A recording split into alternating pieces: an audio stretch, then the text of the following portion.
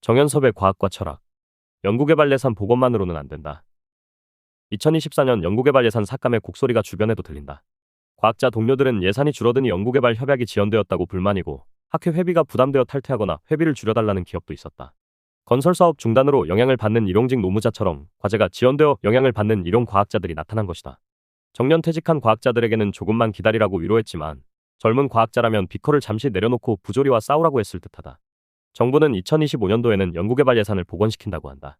연구자 불편이 해소되고 학회의 불만도 해소되니 다행일 수는 있지만, 삭감과 복원이 한국과학기술 자체가 지닌 문제점을 해소할 수는 없다. 예산 삭감의 이유를 연구개발 카르텔로 지목하여 과학자를 모욕했지만, 한국과학기술이 제대로 가고 있는지 냉정한 반성 역시 필요하다. 연구개발 예산 복원이 정책 실패와 과학인의 저항의 승리로 단순하게 해석될 수 없어서다. 식상한 표현이지만 과학기술 도입 한 세기가 지나도록 노벨상을 받지 못하는 한국과학기술이라면 문제가 있다. 일부 과학자들은 한 우물을 파다 보면 노벨상을 저절로 받게 된다고 하지만, 한 세기라면 충분히 기다린 것이다. 이제는 허황된 변명을 뿌리치고 적극적으로 해결책을 찾아 나서야 한다. 500년 동안 중화사상에 매여 외부 세상을 보지 못하고 망했던 조선처럼 우리만의 아집에 머물면 과학기술도 망할 수밖에 없다. 연구개발 예산 비중이 높았던 시기에도 우리나라 과학기술 경쟁력은 매년 떨어졌으니 연구개발 예산 복원만으로 이 추세를 되돌릴 수는 없을 것이다. 비정하게 들릴지 모르지만 예산 복원과 함께 혁신과 경쟁을 추구해야 한다. 우리 사회는 자본주의를 도입했지만 무의식적으로 유교 도덕 사회이다. 그 사회문화 속에 관료주의가 작동하고 있다. 조선의 과거 시험처럼 지금도 입시와 고시에 목을 맨다. 부모들은 자식이 학위를 받거나 고시에 합격하여 평생 혜택을 누리기를 원한다. 민주주의의 서구나 공산주의의 중국은 고시가 없다. 세계 정신을 지닌 지도자가 되려면 고시로 중간에 새치기 할 수 없고 바닥에서 시작하고 실무와 이론을 거쳐 지도자가 된다. 이론과 현실의 조화를 통해 통치함으로 상식에 맞지 않는 정책과 지시가 좀처럼 하달되지 않는다. 국내에서 창의력은 과거 시험과 입시의 고득점에서 나오지 않는다. 과거나 입시제도는 기억력 시험에 불과하여 인공지능이 인간보다 더 잘할 수 있다. 한때 노력으로 귀족이 된 사람들이 연구개발 기획자와 평가자로 평생 역할을 하며 자유경쟁을 막는다.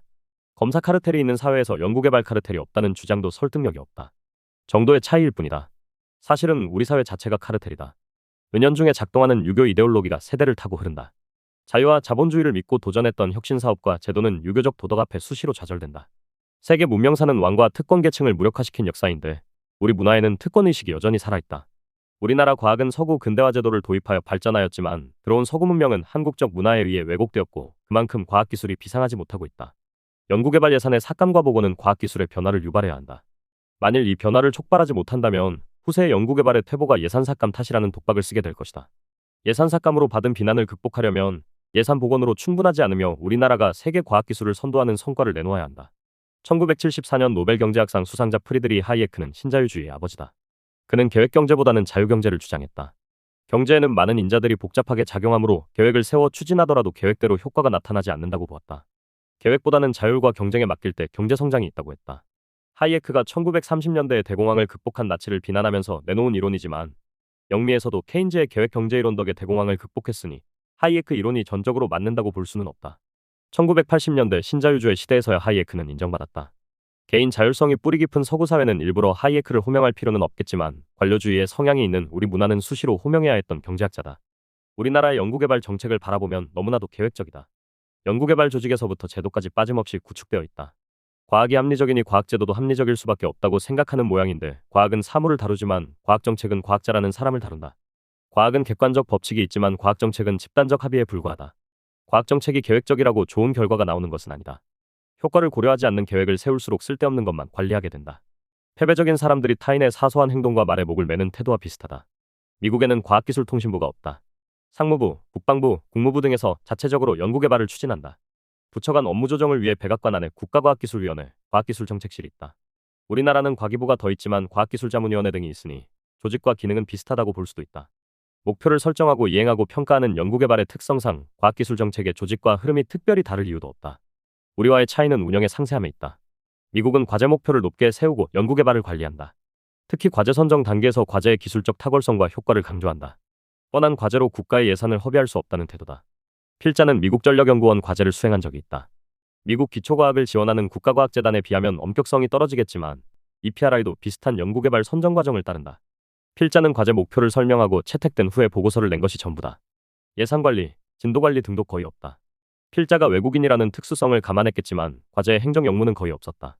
미국 사회가 직업윤리로 무장되어 있고 위반 시 징벌이 분명하니 사소한 것을 관리할 필요가 적은 것이다.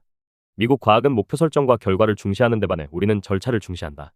입신양명을 추구하는 과학자는 학위 받고 혹은 고시를 통과하면 경쟁을 꺼린다.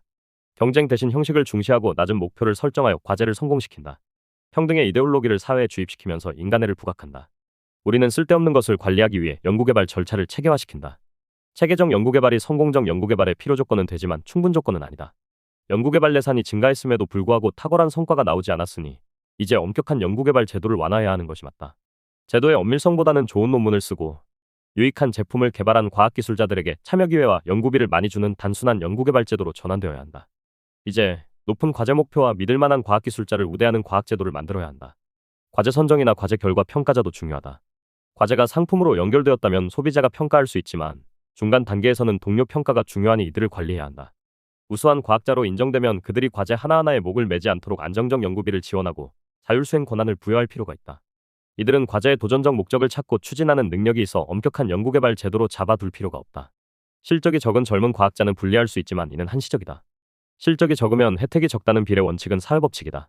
실적을 쌓기 위해 젊은 과학자는 우수 과학자를 찾고 우수 과학자는 명성을 이어가기 위해 젊은 과학자와 협업을 해나간다. 신진 과학자도 실적이 누적되면 우수 과학자가 된다.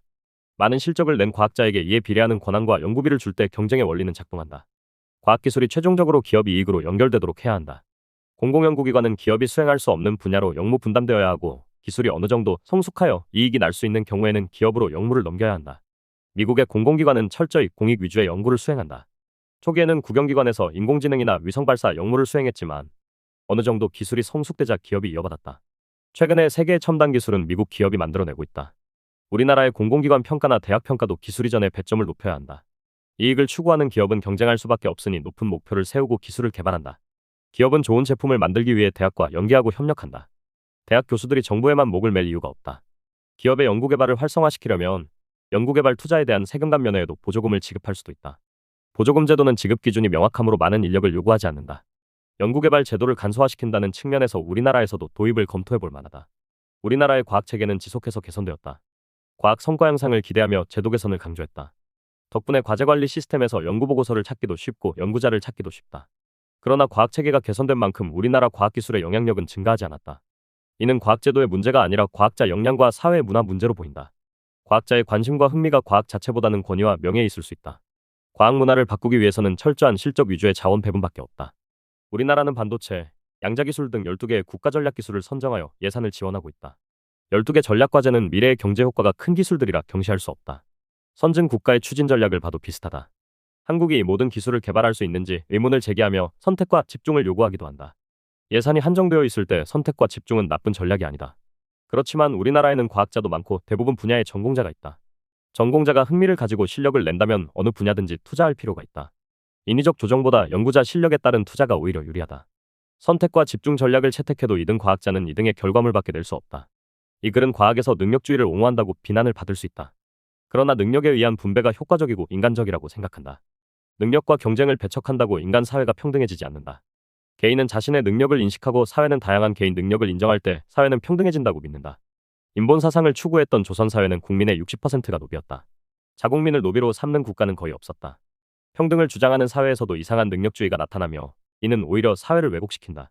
호랑이가 없으면 여우가 호랑이 행세를 하는 것이 동물과 인간 사회이다. 과학 능력을 추구하지 않으면 비과학적인 것들이 과학자의 순위를 매긴다. 필자는 능력자가 아니며 다행히도 능력자의 수용자다. 더 칼럼니스트